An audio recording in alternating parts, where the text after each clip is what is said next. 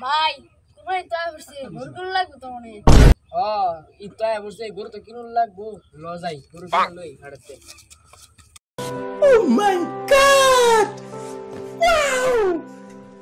গরুর হাড় তো বললাম মারো যে অনেক হাগার হাগার গরু। এখন কোনটা কিনাম টেনশন তো বেড়ে গেছি গা।